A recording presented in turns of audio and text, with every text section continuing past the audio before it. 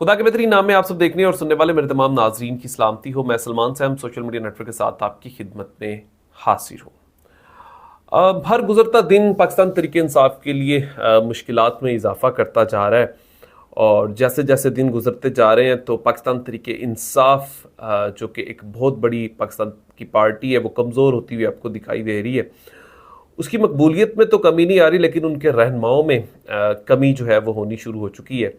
बड़े बड़े नाम इससे पहले पाकिस्तान तरीके इंसाफ को छोड़कर जा चुके हैं। अगर नाम लूँ तो एक बड़ी लंबी लिस्ट है पाकिस्तान तरीके इंसाफ की, जो लोग पाकिस्तान तरीके इंसाफ को छोड़कर जा चुके हैं। आज जुमे का दिन था, एक बड़ा फैसला आया। पहले परवेज़ इलाही साहब के हवाले से, उन्हें रिहा करने के हवाले से, फिर उसके बाद एक और बड़ी खबर जो सामने आई। कहने का मकसद ये कि आज के दिन में दो बड़ी डेवलपमेंट्स हुई हैं और दोनों ने ही पाकिस्तान तरीके इंसाफ को मज़ीद मुश्किलात में डाल दी है। एक परवेज़ इलाही साहब जो है वो जैसे ही रिहा हुए और दोबारा उन्हें गिरफ़्तार कर लिया गया है, ताकि लाहौर हाई कोर्ट की जानिब से एक बड़ा हुक्म भी दिया गया कि किसी भी किस्म की कोई भी एजेंसी या अदारा या कोई भी परवेज़ इलाही साहब को गिरफ़्तार नहीं करेगा, बल्कि उन्हें घर जाने दिया जाए। तो ये तमाम चीज़ें चल रही थी। उनकी गिरफ़्तारी के हवाले से बहुत सारी खबरें भी सामने आ रही थी। आखिरकार उन्हें फिर ज़हूर इलाही रोड पर उन्हें गिरफ़्तार कर लिया गया। लतीफ़ खोसा साहब जो थे वो उनके साथ थे। जिस तरीके से साबका वज़ीर आला और पाकिस्तान तरीके इंसाफ के एक बहुत बड़े रहनुमा, पार्टी में एक बहुत बड़ा ओहदा सदर का उनके पास है, उन्हें जिस तरीके से गिरफ़्तार किया गया और अदालती जो हुक्म था, आप कह सकते हैं कि कानून मेरे ख्याल में कितनी की इज़्ज़त है पाकिस्तान में, ये तमाम चीज़ें जो हैं वो अब क्लियर होती हुई आपको दिखाई भी दे रही हैं। लेकिन हम भी ये बात बड़े नपे तुले अल्फाज में हम अदा करेंगे, क्योंकि ज़ाहिर है हम भी मुश्किलात जो है उसका सामना नहीं कर सकते।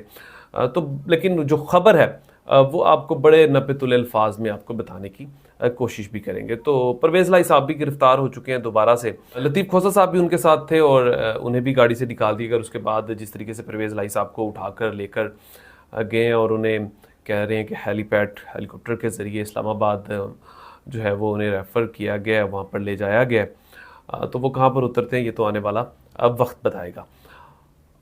ये भी कुछ वक्त तक ये तमाम चीज़ें जो हैं वो क्लियर हो रही। दूसरी बड़ी खबर ओन अब्बास भप्पी साहब के हवाले से। कहा जा रहा था कि ओन अब्बास भप्पी जो है वो जनूबी पंजाब का एक बड़े वफादार साथी हैं, चेयरमैन पाकिस्तान तरीके इंसाफ के।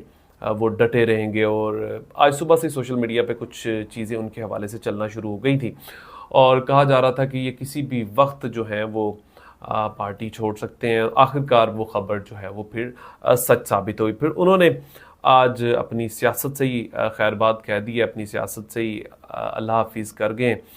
वो दोबारा कुछ अरसे के लिए सियासत में नहीं आएंगे और साथ ही उन्होंने पाकिस्तान तरीके इंसाफ को भी छोड़ दिया, अपनी सदारत को भी छोड़ दिया और उसके बाद एक तनकीद का आगाज़ ख़ास तौर पर जनूबी पंजाब से शुरू हो चुका है। और जिस तरीके से लेकिन उनका वीडियो पैगाम उनकी कोई मजबूरी बता ज़रूर रहा है। अब वो मजबूरी क्या, ये तो ओन अब्बास भप्पी साहब ही जानते हैं। लेकिन इस वक्त यहाँ पर पाकिस्तान तरीके इंसाफ को, चेयरमैन पाकिस्तान तरीके इंसाफ को बहुत बड़ा नुकसान जो है वो हो चुका है। नुकसान तो कंप्लीट किया जा सकता है, क्योंकि इस वक्त अगर उसकी मकबूलियत की बात करें तो अभी भी इलेक्शन ना होना तो ये एक चीज़ वाज़े करता है कि कहीं ना कहीं उनकी मकबूलियत जो है वो अपने अरूज पर है। तो कब तक ये सब सिलसिला चलता है, लेकिन इस पूरे सियासी जो इस्तेकाम इस वक्त पाकिस्तान में मौजूद नहीं, इसमें सबसे ज़्यादा नुकसान जो है वो पाकिस्तान की गरीब आवाम को हो रहा है। और गरीब आवाम की अगर बात करूं तो आप बिजली के बिलों को भी देख सकते हैं। एक वक्त का अगर खाने की बात करें तो मेरे ख्याल में अब भी वो भी गरीब लोगों के लिए बहुत ज़्यादा मुश्किल हो चुका है। तो पाकिस्तान में गरीब आदमी के लिए मुश्किलात में इजाफा होता जा रहा है और इसी तरह पाकिस्तान तरीके इंसाफ के लोगों के लिए भी मुश्किलात में इजाफा होता जा रहा है। अपना ख्याल रखिएगा, अपने इस चैनल का भी।